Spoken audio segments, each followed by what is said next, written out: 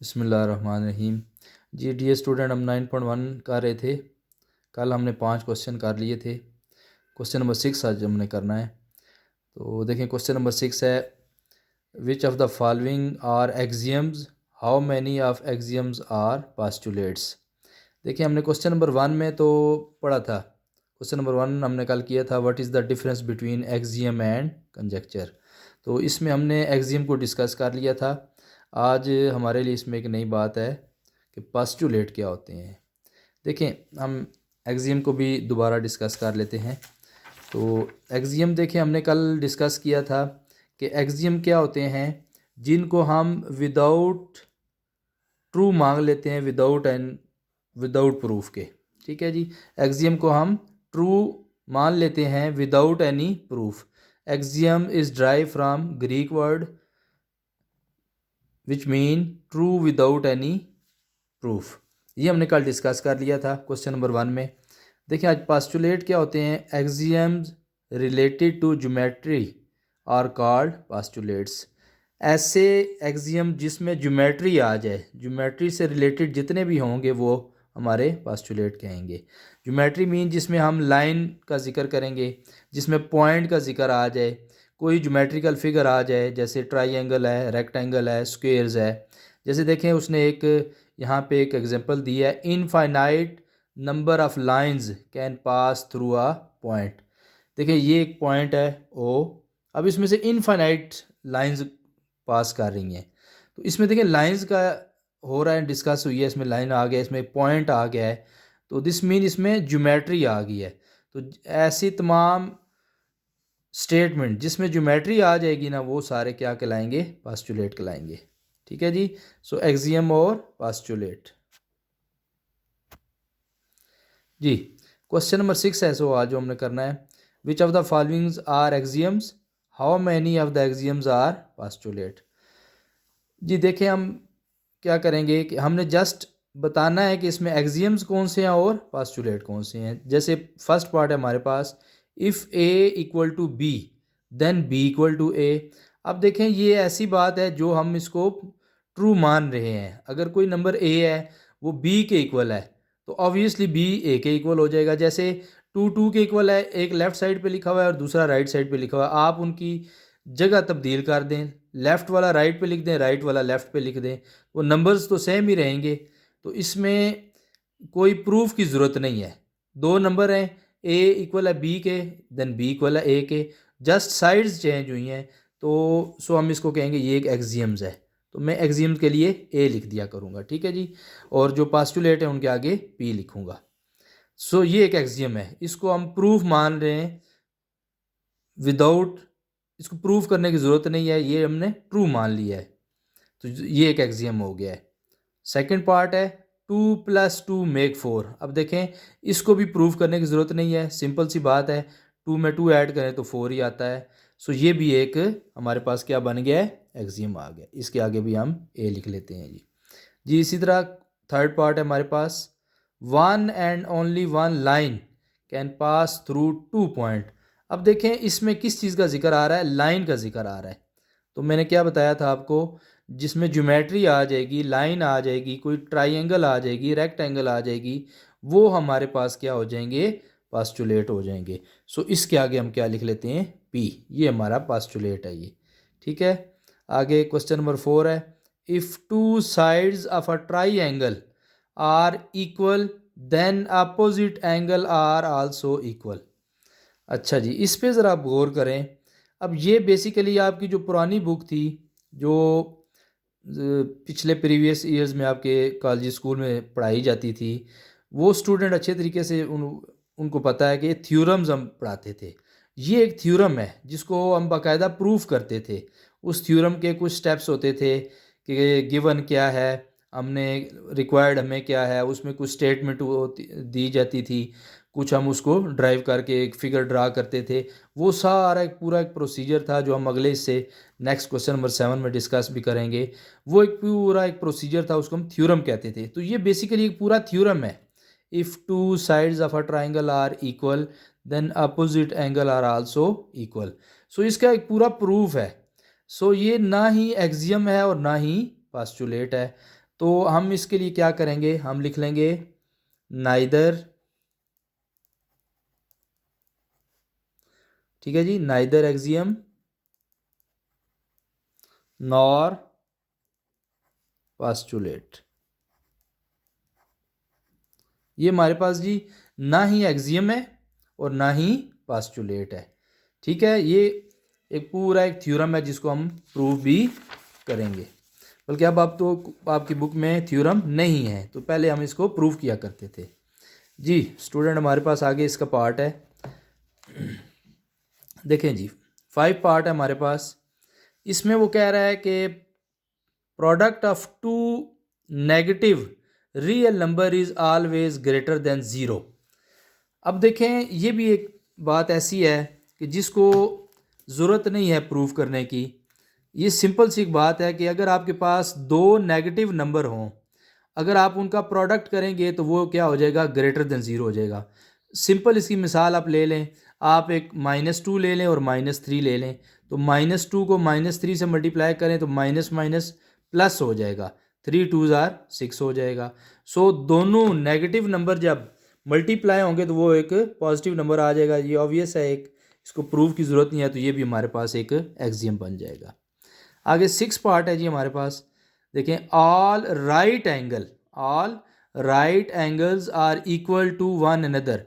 अब देखें इसमें भी ज्योमेट्री डिस्कस हो रही है, राइट एंगल्स आ गए हैं, तो जिसमें ज्योमेट्री आ जाए तो वो क्या कहलाते हैं हमारे पास, पास्टुलेट कहलाते हैं। तो इसके आगे हम पी लिख लेते हैं जी। नेक्स्ट 7th पार्ट है, the whole is greater than its part, the whole is greater than its part. अब ये भी एक ऑब्वियस सी बात है, इसमें प्रूफ की ज़रूरत नहीं है कि कोई भी होल चीज़ है वो ग्रेटर होगी हमेशा अपने ही पार्ट से। जैसे हम सिंपल एक मिसाल लेते हैं, 10 एक नंबर है 10, उसका आप हाफ करें तो वो 5 बनता है, तो होल नंबर जो 10 था वो ग्रेटर होगा अपने पास, यानी जो 5 है उसका हाफ है उससे वो ग्रेटर ही होगा।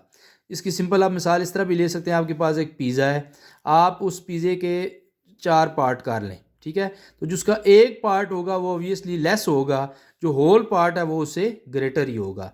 तो इसमें भी कोई प्रूफ की ज़रूरत नहीं है, तो ये हमारे पास एक एक्सियम बन जाएगा, ठीक है जी। नेक्स्ट है हमारे पास 8, if A is greater than B and C is greater than D then A plus C is greater than B plus D. देखें इसने क्या किया है कि लेफ़्ट साइड पे लेफ़्ट ऐड कर लिया है, राइट साइड पे राइट साइड ऐड किया है, यानी ए में सी ऐड हो गया है और बी में डी ऐड हो गया है।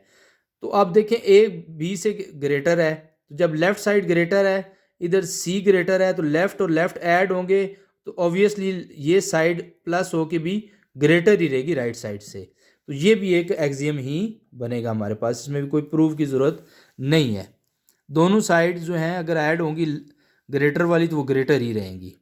9th पार्ट देखें, it is possible to extend a line segment continuously in both direction, यानी आपको कहता है कि कोई भी लाइन है आप उसको दोनों साइड पे, ये एक लाइन मैंने ड्रा की है तो दोनों साइड पे ये एक्सटेंड हो सकती है, ठीक है। अब लेकिन इसमें गौर करें अगर आप, तो इसमें लाइन आ गया है, इसमें जो वर्ड लाइन आया है, तो मैंने क्या बताया था आपको डेफिनेशंस में भी कि लाइन पॉइंट कोई शेप आ जाए, कोई भी ज्योमेट्रिकल शेप आ जाए तो आपके लिए वो पास्टुलेट बन जाएगा।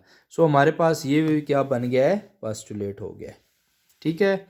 नेक्स्ट है जी हमारे पास लास्ट पार्ट है इसका 10th, when we add 3 consecutive even number there sum is even. जी इसमें सबसे पहले तो ये देखें कि कंसेक्टिव इवन नंबर कौन से होते हैं। कंसेक्टिव का मतलब होता है जुड़े हुए, जैसे 1 के बाद क्या आता है 2, 2 के बाद क्या आता है 3, 3 के बाद 4, तो ये कंसेक्टिव नंबर है, 1 2 3 4 ये कंसेक्टिव हैं। अगर हम 10 से स्टार्ट करते हैं तो 10 11 12 ये कंसेक्टिव हैं। अच्छा इसमें कह रहे हैं इवन नंबर हों, इवन नंबर कौन से होते हैं 2 4 6 8 10 12 ये सारे इवन नंबर हैं। तो कंसेक्टिव इवन नंबर क्या हो जाएंगे 2 4 6। अब 2 के बाद अगर आप 8 कहेंगे तो है तो वो इवन 8 लेकिन वो कंसेक्टिव नहीं है। कंसेक्टिव कौन से होंगे 2 4 6। अगर आप 6 से स्टार्ट करते हैं तो 6 8 10। जी वो कह रहा है कि अगर आप इनको ऐड करें 3 कंसेक्टिव इवन नंबर को देयर सम इज़ इवन, तो आप कोई भी 3 नंबर ले लें, उनको ऐड करें कंसेक्टिव को, तो वो आंसर भी एक इवन नंबर ही आएगा। सो ये भी हमारे पास एक एक्सियम है। इसमें ऑब्वियस है, आप कोई भी 3 नंबर ऐड करें, इसमें कोई प्रूफ की ज़रूरत नहीं है, जस्ट आप ऐड करके चेक कर सकते हैं। ठीक है जी। सो ये तमाम पार्ट हमने कर लिए हैं। जो एक्सियम्स थे उनके हमने सामने ए लिख दिया है, और जो पास्टुलेट थे उनके सामने हमने पी लिख दिया है। हमारे पास लास्ट क्वेश्चन है जी, question number 7। Explain all the steps of geometrical proof. Geometrical proof आ गया है जी। मैं भी डिस्कस कर रहा था इसी क्वेश्चन के स्टार्ट में आपसे, कि जो आपकी पुरानी बुक थी, जो आपसे पहले स्टूडेंट पढ़ के गए हैं, उनको हम थ्योरम भी कराया करते थे। उसी थ्योरम का एक नया वर्ड आ गया है, ज्योमेट्रिकल प्रूफ। ठीक है जी। ज्योमेट्रिकल प्रूफ या थ्योरम जो है वो एक ही बात है। सो आपकी बुक है, पेज नंबर 190 पे देखें, तो ये हमारे पास स्टेप्स लिखे हुए हैं, ये वाले important steps of proof of a theorem. Theorem word use कर लें या ज्योमेट्रिकल प्रूफ आ जाए तो ये वर्ड्स एक ही है। सो इसमें हमारे पास ये सारे स्टेप लिखे हुए हैं। ये हमारे पास पहला स्टेप है जी, स्टेटमेंट।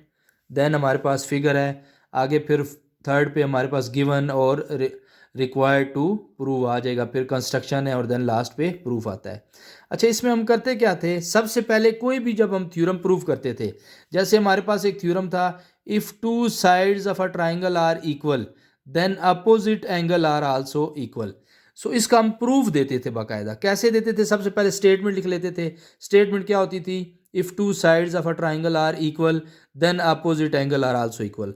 उसके साथ ही हम एक शेप ड्रा कर लेते थे। अब जैसे उसमें ट्राइंगल का जिक्र होता था, तो एक हम ट्राइंगल ऐसे ड्रा कर लेते थे, ए बी और सी इस तरह ड्रा हो जाती थी, ये हमारी फिगर हो जाती थी। देन हम फिर क्या करते थे जी, उसमें उसमें हम ये देखते थे कि गिवन क्या है।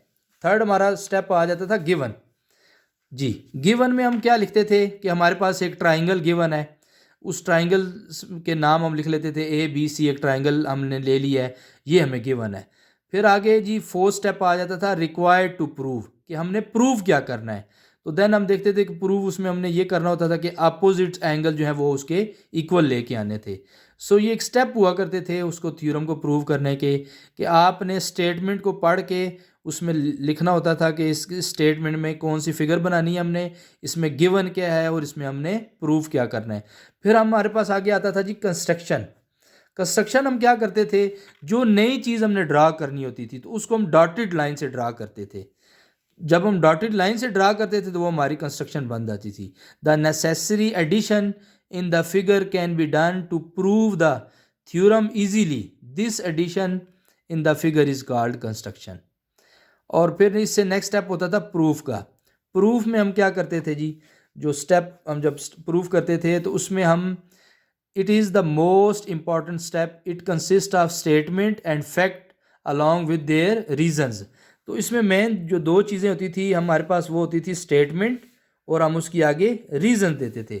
जो भी स्टेटमेंट हम लिखते थे उसके आगे हम रीज़न देते थे कि ये स्टेटमेंट हमने क्यों लिखी है, क्या ये गिवन है क्वेश्चन में, या हमने ये कंस्ट्रक्शन में लेके आए हैं, या कोई ये ज्योमेट्रिकल ये ऑलरेडी प्रूव्ड कोई वैल्यू होती थी वो हम लिख लेते थे, वो हमारे पास स्टेटमेंट या रीजंस में आ जाती थी।